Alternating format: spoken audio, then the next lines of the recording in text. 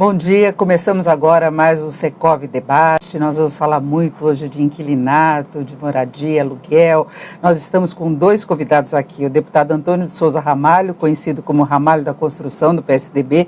Deputado, bom dia. Bom dia, querida. Muito obrigado pelo convite. E também com a participação do Rolando Mifano, empresário, vice-presidente de Gestão Patrimonial e Locação do Secov São Paulo. Muito obrigado. Bom dia. É uma honra. E eu lembro que você pode nos acompanhar pelo canal do Secov, pelo YouTube, pelo Facebook, e depois os nossos programas ficam disponíveis também, se você quiser rever, se você perdeu algum deles. E vamos começar falando de uma situação, acho que muito presente, essa questão da moradia popular, da locação acessível à população de modo geral. Nós tivemos um caso extremo recentemente aqui em São Paulo, que foi o desabamento de um prédio no Lago Paissandu. As pessoas ainda estão acampadas, não há uma solução, a prefeitura oferece a locação, o valor do aluguel como colaboração, mas a gente sabe que tem uma fila enorme e se pensa sempre na aquisição da moradia. Então, deputado, eu queria saber se o senhor vê a locação como uma alternativa mais fácil. Sim, claro. Eu acho que, primeiro, nós precisamos voltar a investir em moradias populares no Brasil. E em se tratando de São Paulo, que é uma cidade que nós temos aí quase 500 mil famílias sem habitação, é uma coisa mais grave ainda. Aliás, tudo é muito grave em São Paulo pelo tamanho da cidade. Eu recentemente estive no Chile, além daquele ruas se transformar num canteiro de obra depois do terremoto, você não vê um morador de rua, nenhum mendigo de rua no Chile, em nenhuma das cidades. Eu visitei 4 cidades. Em São Paulo nós temos todos esses graves problemas, e eu acho que precisamos de um grande investimento aí, principalmente para conter essas invasões, mais de 70 prédios invadidos, outros tantos aí à beira de ser invadidos, e talvez as PPPs que foi implantada no centro de São Paulo tenha sido uma das soluções, mas precisava de mais motivação, de mais divulgação, para que também dê segurança ao empresário que vai investir nisso aí, ninguém vai colocar dinheiro em dúvida, né? E no centro de São Paulo, principalmente, nós temos tudo já pronto, tudo infraestrutura. Você tem metrô, você tem trem, temos ônibus, temos escola, temos teatro, temos cinema, temos tudo no centro de São Paulo. E poderia ser realmente uma motivação para que nós pudéssemos ter aí não só os arrendamentos, mas até as pessoas que vão investir para alugar e alugar dignamente, porque as pessoas moraram numa coisa dignamente. Essa coisa tem realmente sido de uma timidez muito grande. Hoje de manhã eu dei uma entrevista com um determinado canal de televisão, uma obra ao lado do sindicato, quer dizer, uma outra obra da mesma construtora, eles lançaram há 2 anos atrás e venderam 100%. Essa obra eles estão entregando, estão no acabamento, vendido apenas 30%. Com um preço razoável, de aproximadamente R$6.000 o metro quadrado. Mas, como infelizmente no Brasil não tem uma motivação para investir no crédito, para agilizar que as pessoas comprem, aí acaba se tornando um problema sociais difícil de resolver. E, a meu ver, falta vontade política para resolver os problemas sociais do Brasil, mas principalmente da nossa cidade. Eu queria saber a posição do Secov em relação a essa questão do aluguel ou da moradia popular. Eu acho que a gente tem um déficit hoje de moradias acima de 7 milhões. No Brasil, né? No Brasil como um todo. E você tem a solução da locação, que ela é muito mais rápida do que da compra. Tanto é que eu participei de um projeto, em um trabalho aqui no Secov, o LAR, que é a locação acessível residencial, na qual se convida investidores, pessoas jurídicas, a fazer um desenvolvimento com o objetivo da locação. E essa locação, depois de um determinado prazo, 10 anos, 12 anos, que a pessoa está lá pagando aluguel, o valor residual ele tem a possibilidade de comprar um imóvel. Só que para fazer isso, você precisa incentivar o investidor a colocar um dinheiro para receber em 15 anos. Então você tem que dar, em contrapartida, a possibilidade de ele construir um potencial maior, ou ele construir ao redor alguma coisa para ele poder explorar. E por outro lado, que a gente não deve esquecer, nós temos muitos imóveis, muitos apartamentos fechados, que poderiam estar sendo alugados.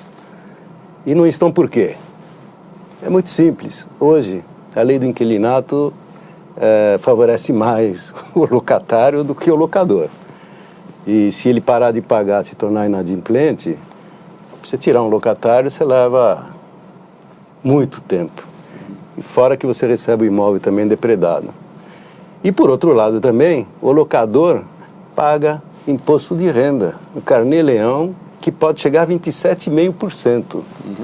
Agora pergunto, por que uma pessoa que tem um imóvel e aluga paga imposto de renda, e por que uma pessoa que compra cotas de um fundo imobiliário e recebe rendimento mensal não paga imposto de renda, é isento?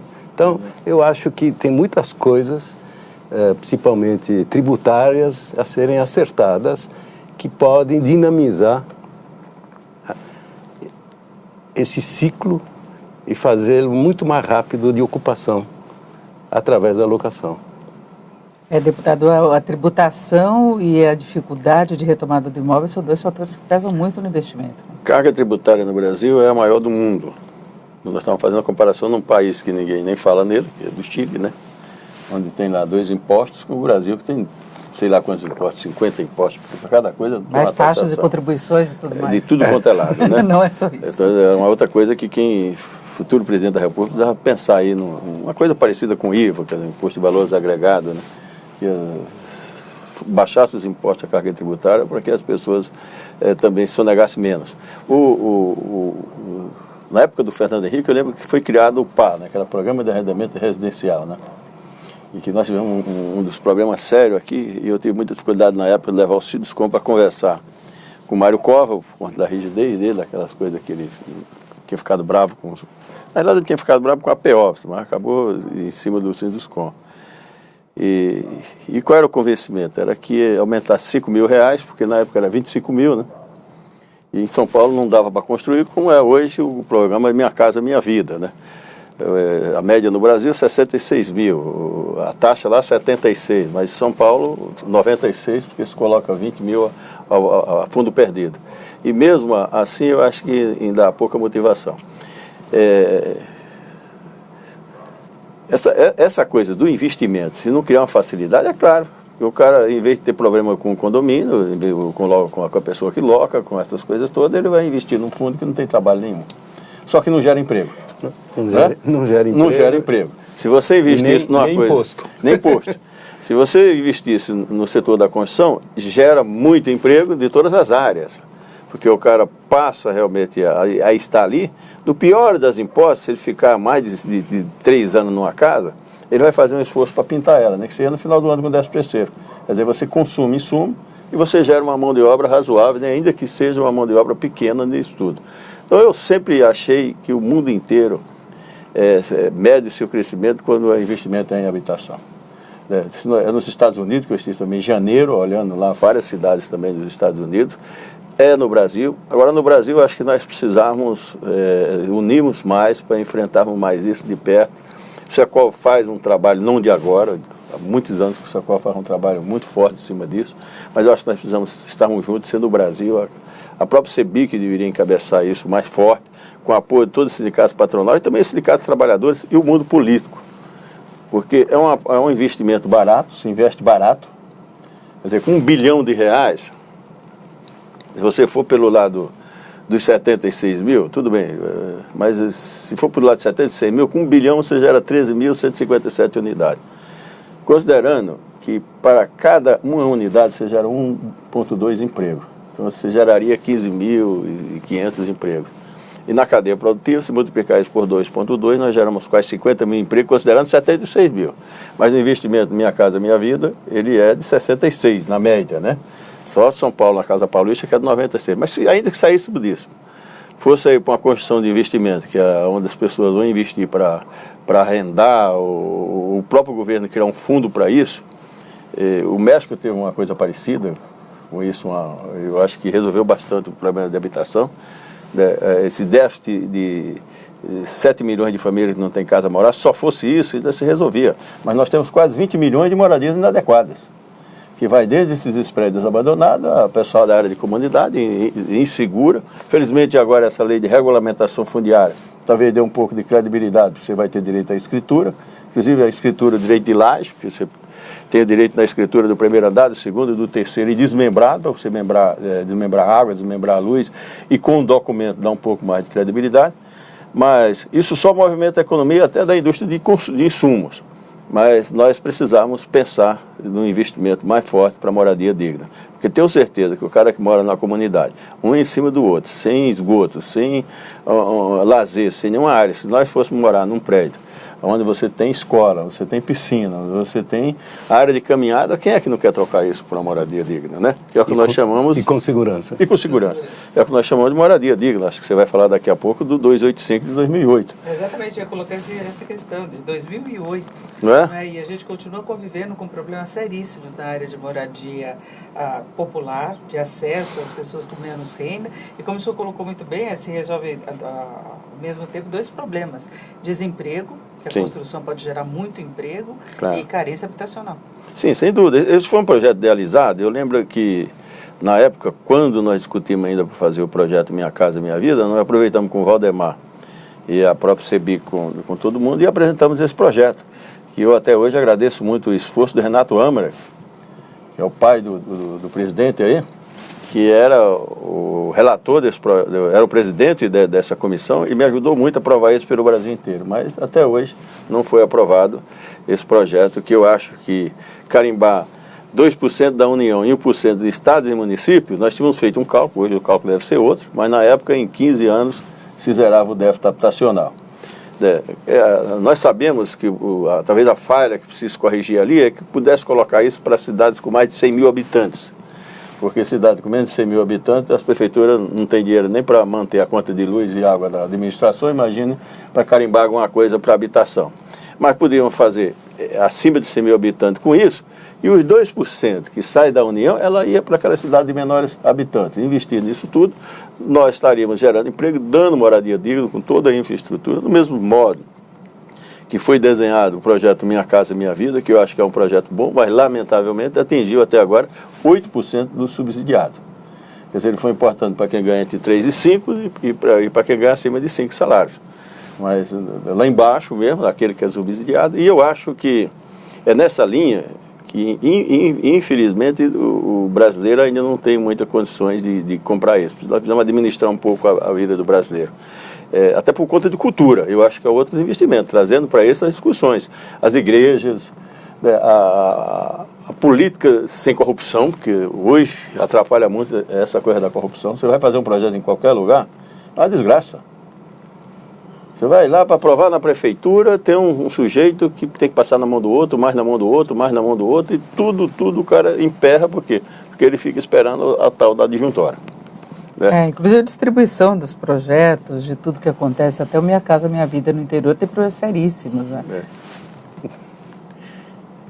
Realmente é muita burocracia também que cria todo esse clima, né, nas prefeituras para aprovações. Né? O senhor falava inclusive da questão da ocupação de imóveis que já estão presentes, a lei do inquilinato.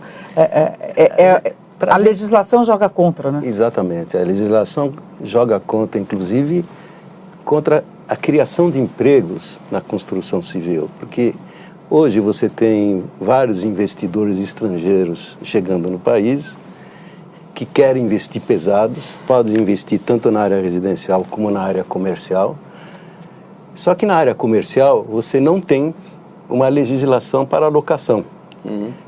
Se usa e se adapta à lei do inquilinato, que é do residencial. Que não dá segurança jurídica nenhuma para quem vai chegar e investir R$1 bilhão em imóveis, criando empregos durante a obra, depois. Então, em todos os países do mundo, existem duas legislações, a lei para residencial e outra para comercial. E aqui no Brasil nós estamos caminhando para isso. Está sendo feito um trabalho tentando se dar mais segurança a esse tipo de investimento aqui no país. Então, o investidor pode chegar tranquilamente sem ter sustos depois de estar contratando milhões de reais de uma mudança de lei ou uma alocação que não pode ser feita. Então, se compara o aluguel de um apartamento, de um dormitório, com um prédio de 6 mil metros quadrados que vai ser ocupado por umas grandes empresas brasileiras ou multinacional. Então, essas coisas que têm que ser acertadas também aqui. Nós vamos chegar lá, vai demorar um pouquinho. Agora, deputado, o senhor não acha que falta prioridade em relação a isso, apesar de todo o discurso que nós temos do governo, em relação da defesa da moradia popular, de facilidades maiores, programas? A gente vê que frequentemente são anunciados aí grandes programas e renovação de programas do Minha Casa Minha Vida. Agora nós estamos falando, nessa questão da moradia digna, de 2008. Desde 2008, nós tivemos fases de crescimento econômico importante, nós tivemos períodos aí de maior estabilidade, em que os estados e municípios tinham mais condição de investir. Não há um certo descaso em relação a isso e fica no discurso, e na prática a gente tem uma situação diferente? Não é um certo, não. Acho. É muito descaso nisso tudo. Nós estamos falando de 10 anos que o projeto foi protocolado, né? Porque que discutimos um projeto de Minha Casa Minha Vida há 30 anos, se discute isso, né? Não do Minha Casa Minha Vida, um projeto popular. Nós discutimos, o primeiro mandato do governo Lula, nós estávamos discutindo esse projeto, que depois no segundo se tornou Minha Casa Minha Vida, e eu acabei até saindo do projeto no final do governo dele, até porque na época tinha uma certa razão para sair. Primeiro, eu tinha gastado dinheiro do sindicato andando no Brasil inteiro, para fazer comissão com técnico, com orçamentista, com o pessoal da área econômica, de todas as áreas que foi pago, né? E não se chegava a conclusão nenhuma. E o outro motivo, na época, até porque eu estava num partido que apresentou como candidato Cristóvão Buarque, 0,5%. Né? E em São Paulo, Carlos Apolinário, 0,5%. Segundo turno, eu articulei dentro do partido para apoiar Geraldo Alckmin. Perdemos para o Lula. Eu falei, é melhor sair do projeto. Mas o Lula tem que reconhecer, eu nunca votei no Lula nem no PT. Mas tem que reconhecer a habilidade dele para isso, porque ele, 3 meses depois do governo, me chamou, depois tomou posse, e falou, nós vamos fazer o projeto de habitação. Até ele brincou comigo, o Paulo Simão, que era o presidente da CEBIC, né, já falecido, né, ele falou, o que vocês pensam de fazer? 200 mil moradia popular, está de bom tamanho. Ele falou, imagina, vamos fazer 1 milhão, depois 2 milhões, um pouco de mentira também, que ele sempre acrescentou muito na mentira, mas pelo menos teve a ideia e saiu o projeto disso tudo. Mas precisávamos levar mais a sério. Nós temos hoje, infelizmente, 2 discursos. Um quando você é candidato e depois que você assume, né? E muitos ficam com Alzheimer, esquecem do que assumiu, né? Então faz de conta, né? Pois é. É uma doença desgraçada essa do Alzheimer do político, porque o cara, ele sabe tudo quando está no debate político. Ele sabe de onde vem o dinheiro, como é que aplica, como é que faz, o que rende, onde é que você vai criar, às vezes, subsídio para facilitar, porque eu acho que precisava ter, ele acabou de falar, uma coisa que paga imposto. E hoje, se não criar uma coisa de arrendamento mais forte, nós ficamos na lei de inquilinato que o próprio o dono do imóvel hoje, ele fica engessado. Ele ou aluga por um preço barato para caramba, correndo o risco do cara não pagar, ou ele assume pagar IPTU, e mais o condomínio, que é tudo muito caro disso tudo. Hoje se torna, às vezes, mais de 60% o IPTU e o condomínio do que o que você recebe de aluguel líquido, porque quando você desconta imposto de renda, desconta tudo, e aí os caras fazem continha. Se eu colocar o dinheiro na poupança, quando renda 0, não sei quanto. Se eu compro um imóvel e pago 100 mil reais no imóvel, que não existe imóvel de 100 mil reais, vamos imaginar 300 mil reais, ele vai fazer com 300 mil, eu coloco na poupança, rende lá um X. Mas se eu pago 300 mil no imóvel e alugo, quando você tira todas as despesas, quer dizer, você só ficou com o imóvel, mas era melhor que tivesse o dinheiro aplicado. Aí o cara vai para o lado da especulação. Na hora que acerta o imposto, né? Ou compra cotas de um fundo imobiliário. Ou compra a cota do fundo imobiliário, que também é uma coisa perigosa em alguns lugares, às vezes, né? Nós tivemos a própria coisa aqui, quando nós tivemos aquela bolha que abriu o capital aí para várias construtoras, né? E nós acabamos reduzindo, porque na época era quase 30, hoje são 17, e porque se juntaram, porque eu acho que na época prejudicou bastante as construtoras familiares, aquelas que construíam, né? E quando se abriu o capital, criou uma supervalorização de terreno, de tudo, que não foi uma coisa que na minha avaliação foi muito boa. Hoje sim, o mercado está normalizado, mas precisamos voltar a crescer. O Brasil precisa crescer. Nós perdemos 1.150.000 postos de trabalho direto em todo o Brasil. E desses, você vê, só a cidade de São Paulo perdeu 130 mil. Voltar a empregar isso aí, e se vê muitas canteiras de obras aí, só com a stand de venda e o tapume. Porque eu acabei de falar, que eu acabei de fazer uma entrevista com um canal de televisão importantíssimo, numa obra que são 198 apartamentos, né? E foram vendidos apenas 30%. 198 apartamentos, se vendeu 30%, vendeu 58 imóveis. E a obra já está no acabamento, está fazendo limpeza. Até brinquei com o funcionário quando entrava lá para conversar com ele, se ele estava procurando emprego. Ele falou, não, nós estamos aqui para integração para fazer limpeza na obra, ou seja, está no final da obra.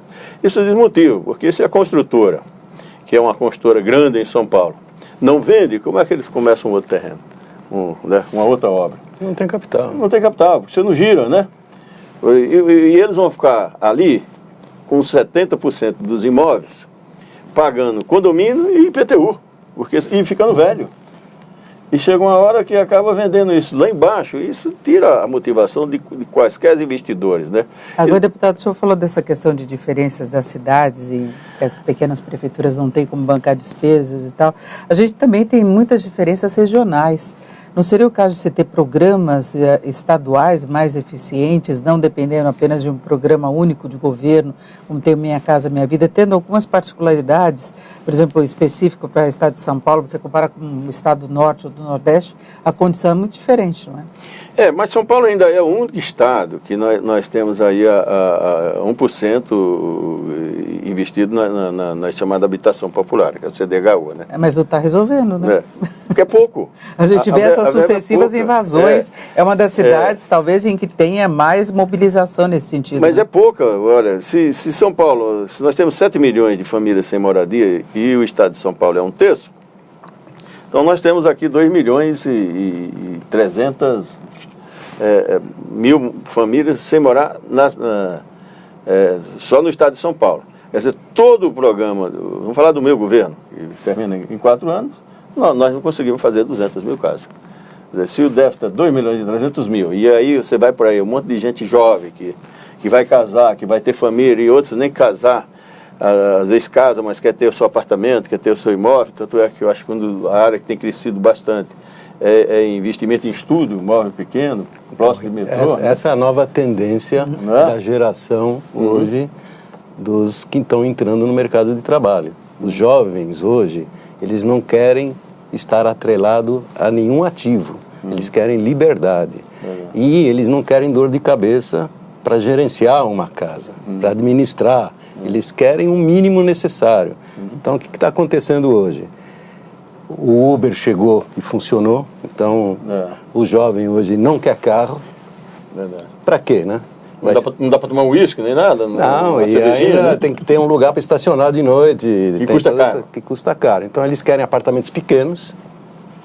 Os apartamentos pequenos que estão sendo lançados tem umas construtoras especializadas, onde a sala de jantar desse apartamento é área comum do prédio.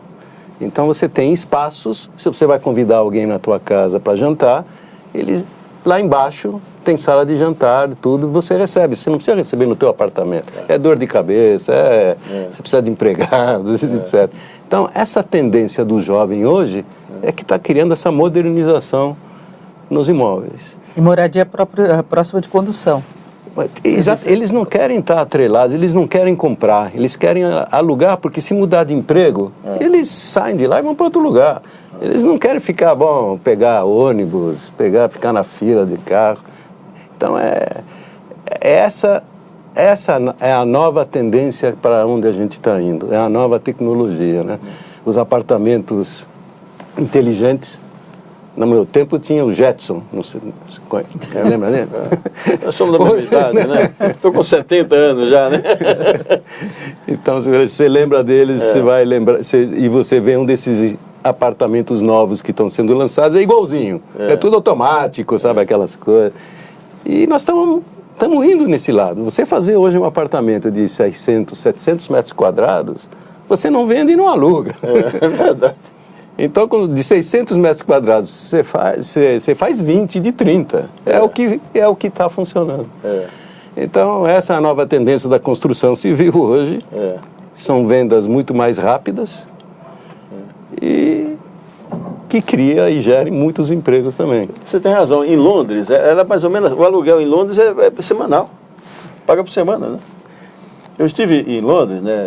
A MM Foundation é uma empresa que a gente quer ver se traz para o Brasil, mas já faz 2 anos que eu tento trazer, aí esbarra na burocracia. Mas Londres, o pessoal faz o apartamento, você paga por semana. E é coisa pequena, tudo, né? Aliás, a empresa ela é especializada exatamente em design de armário, de fazer tudo embutido. Mas aí tem que ter estímulo proprietário, para quem vai ofertar essa locação, né? E que aqui no Brasil também falta. Aí, a gente precisa, aí é penalizado. Né? Aí a gente precisa de uma legislação que seja... Porque se você tem uma legislação da lei do inquilinato, na qual você consegue tirar o mal pagador inadimplente rapidamente, você vai ter empresas grandes que vêm aqui construir prédios para alugar, como tem nos Estados Unidos. Nos Estados Unidos, você não pagou um aluguel, 40 dias você... Tchau para você.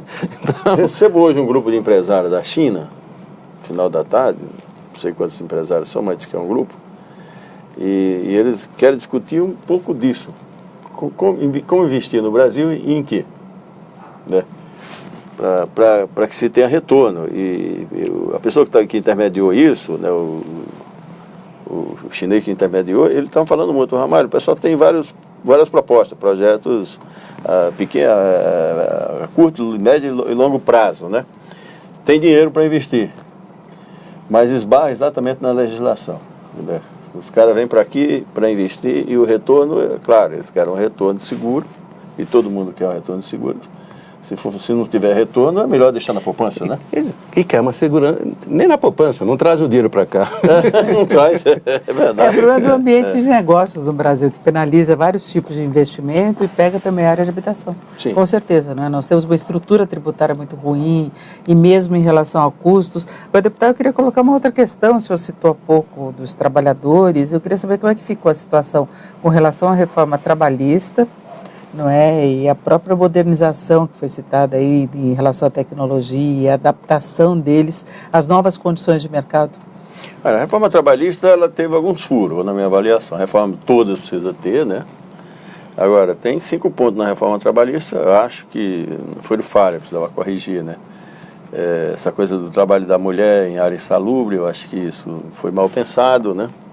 Mulher grávida na área insalubre, né? Acho que o serviço itinerante também foi mal pensado, porque em muitos casos há o abuso e não tem muito como conter, porque você já tem casos registrados, não no nosso setor da construção, porque nós seguramos isso na convenção coletiva, porque é um sindicato forte e atuante, e tem também uma relação boa com o sindicato patronal, que é o Sinduscon. Então nós praticamente não mudamos nada na convenção coletiva, né? Mas onde não tem isso, o resto do Brasil, outros pequenos, eu acho que deixa a coisa muito vulnerável. E aumenta mais ainda quando ficou para dar quitação anual, o sindicato dá quitação. Ninguém vai dar quitação. Você imagina que o meu sindicato tem 26.700 e poucas empresas que prestam serviço e soma um montante de 270 mil trabalhadores, eu não tenho como dar quitação anual em um terço dessa coisa que circula, né? Isso, o primeiro ano, é uma maravilha, porque as ações trabalhistas elas caíram de 8 para 2. 2019, como serão? A gente não sabe, porque se não dá quitação, abre espaço para entrar com reclamação trabalhista.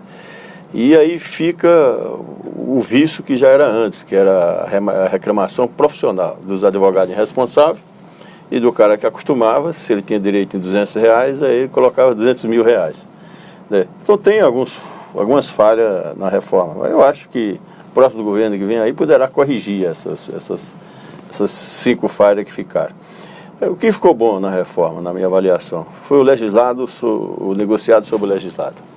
Desde que negociado com a empresa, isso resolve, né, se não tiver abuso na negociação, contém também os abusos jurídicos, jurista na área do trabalho, né? Mas precisamos levar uns 2, 3 anos para qualificar as pessoas para isso. E qualificar não é só do lado dos trabalhadores, não, qualificar do lado dos empregadores também, que na proporção é tudo igual na falta de conhecimento e de fazer a coisa com seriedade, né?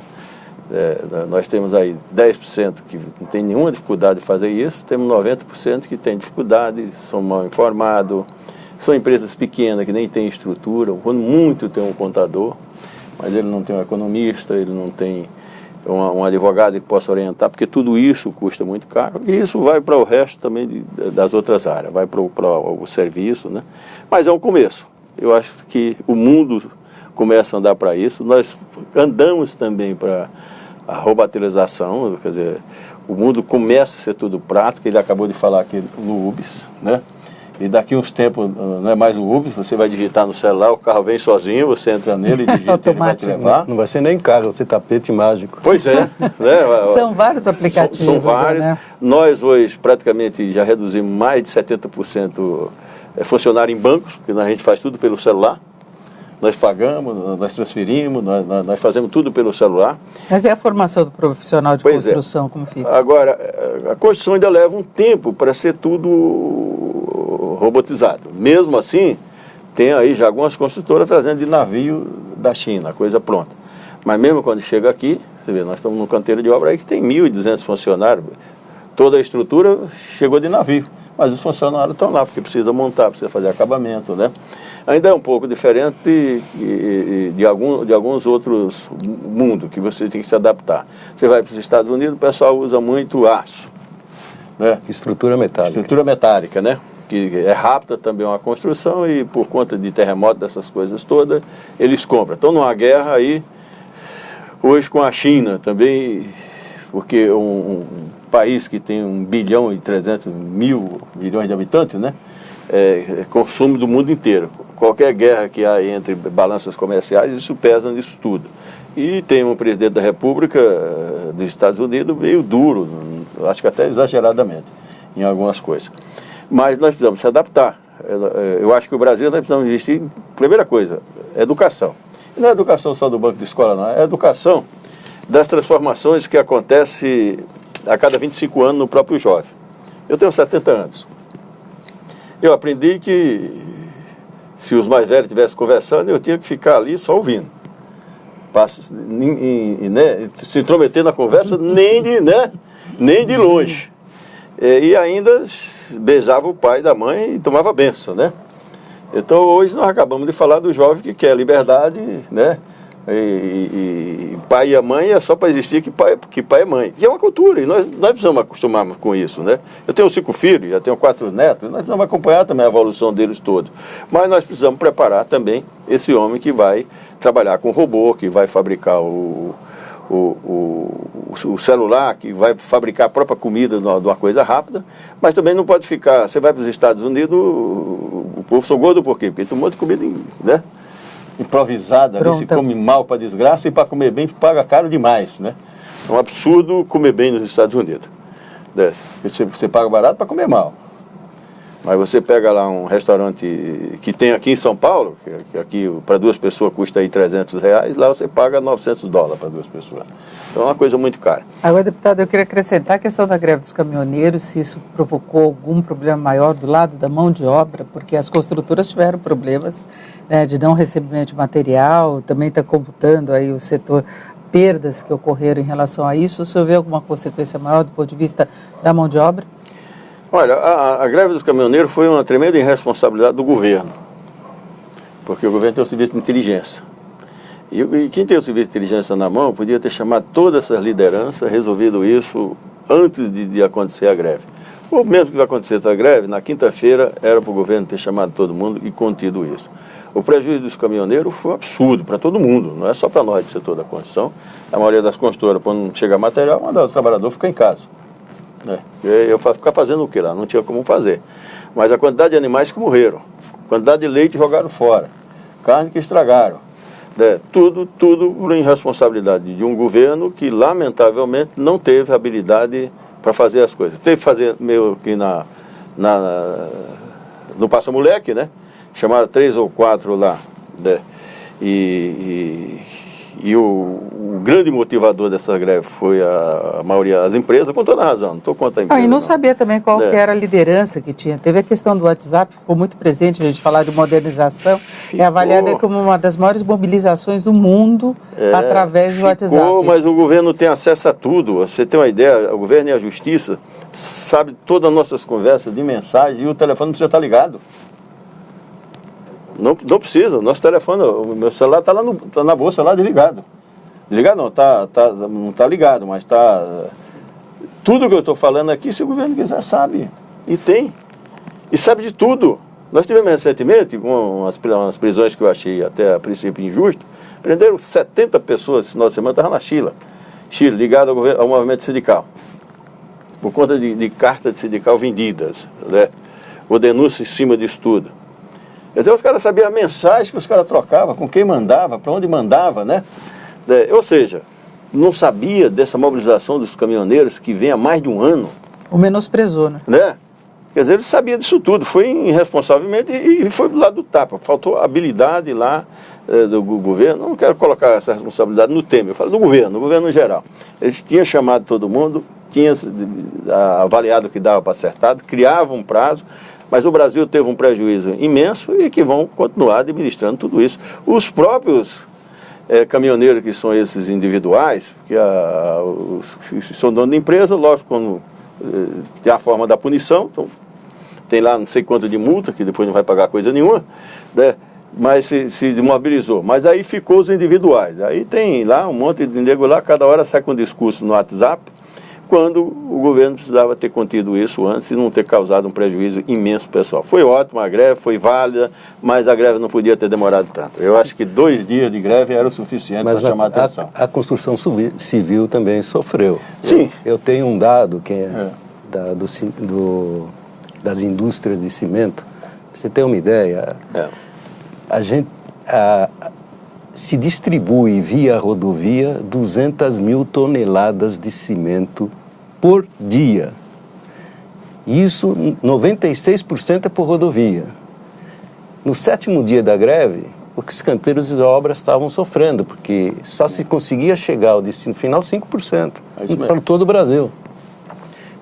Então você imagina um engenheiro que está tocando uma obra,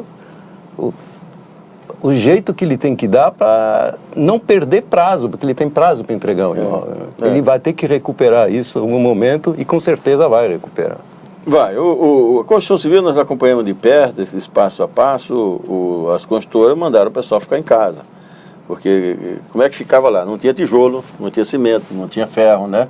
E ninguém estoca nada, até porque cimento estraga, né? Sim. Né? Você não pode ficar com cimento muito tempo. Ainda mais na chuva, né? E agora pode vir com um custo maior, porque entra a questão do frete também. Pois é, tem tudo. Eu acho que foi uma consequência que o governo podia ter resolvido isso, ter acertado isso. Tomara que tenha servido de escola, não só para o governo atual, para os próximos que vêm aí. A verdade é que todos nós estamos, às vezes, um pouco perdidos nessa coisa toda. Você viu aí o próprio Geraldo Alckmin, com toda a experiência que ele tem, né? De vez em quando eu começo a olhar o discurso dele e vejo que ele fica meio inseguro. Porque você talvez está habilitado com uma competência enorme para tratar de um determinado assunto, mas tem outros assuntos que deveria ter tratado. Acho que as centrais ficaram de fora nisso, foi mal, porque elas têm experiência, poderia ter sido chamada, né? Mas foram excluídas do movimento totalmente. Foi excluída. Pouquíssimas centrais que ficaram, como o caso da própria Central Força Sindical, ficou até do lado dos empresários, que era o pessoal que tinha as frotas de carro, de caminhões, né, que alugava disso tudo, e o que entrou nisso para valer mesmo foi o estilo Bolsonaro, da intervenção. Porque de cada 10 caminhões tinha 5 ou 6 com a bandeira nacional pedindo intervenção militar. E depois ele acabou dizendo que ele é contra a intervenção também para não se comprometer com esse processo todo, né? Pode até ser ele saiu publicamente dizendo que ele nunca defendeu a intervenção. Pode até ser que não tenha, mas aquele motivo de falar que resolve assim, resolve assado, o pessoal entrava em contato comigo direto e pedindo ajuda, e eu acabei não dando ajuda porque a gente não sabia quem era o líder. E como é que você vai dar ajuda quando você não sabe quem é o líder? No teu perfil. Eu tinha um pessoal de Pindamonhangaba que ligaram bravo para mim, até porque eu tenho um vereador lá que é nosso, o Rafael Goff. Pô, Ramário, mas não dá para ajudar. Eu falei, olha, eu vou ajudar para quem? Eu não sei quem é o líder, né? Então, simplesmente vamos ajudar as pessoas. Mas as fotos que me mandava, cada caminhão tinha uma foto da bandeira nacional e o pessoal pedindo intervenção militar. Olha, gente, intervenção militar e ditadura não deu certo em lugar nenhum do mundo. Não foi tão boa aqui para nós. Não é boa para uma Cuba. Eu vejo Cuba é uma desgraça. Aquilo é Venezuela, é outra desgraça. Nós tivemos aquelas situações que na Alemanha, quando dividiram, quando derrubaram o muro de Berlim, aquilo que era ditadura, principalmente do área do comunismo, não funciona. O que funciona em qualquer parte do mundo é democracia, que as pessoas tenham muito orgulho de trabalhar, crescer na vida, seja de que for, seja com hospital, seja com construtora, seja no comércio, seja na indústria de uma forma geral. Mas ditadura eu não acho que é o melhor caminho. Nós não somos especializados nisso. Nós precisamos de homem que trabalhe. Eu sempre fui contra a especulação, não contra o banco. Eu acho que o banco precisa para fornecer dinheiro e financiar muitas coisas. O BNDES, tomara que nunca abra aquela caixa preta, porque se abrir um dia, não sei onde vai parar aquilo, né? Com as coisas erradas que fizeram ali, os dinheiros que saíram para fora. Mas nós precisamos do banco. Agora, os juros no Brasil são altíssimos, muito alto. Carga tributária no Brasil é altíssima e há pouco investimento, principalmente para o pequeno e médio empreendedor. Quer dizer, o cara sai da universidade, às vezes vai fazer fora do país e ele se volta e quer fazer uma empresa, ele não tem muito apoio para isso, para fazer. Então nós precisamos de mais investimento no Brasil. É claro que o Brasil precisa de muitas e muitas reformas. Para mim, a reforma principal é a educação. Bom, e nós vamos encerrando já o nosso Secov debate. A nossa conversa foi ótima aqui, mas chegamos ao final. Agradeço muito a participação do deputado Antônio de Souza Ramalho, conhecido Ramalho da Construção. Muito obrigada. Eu que agradeço pelo convite. E também o empresário Rolando Mifano, que é vice-presidente de Gestão Patrimonial e Locação aqui do Secov. Muito obrigada também. Eu agradeço também. E obrigada a você que nos acompanhou até agora. Eu lembro que fica disponibilizado depois o programa no canal no YouTube ou então no Facebook. Até a próxima.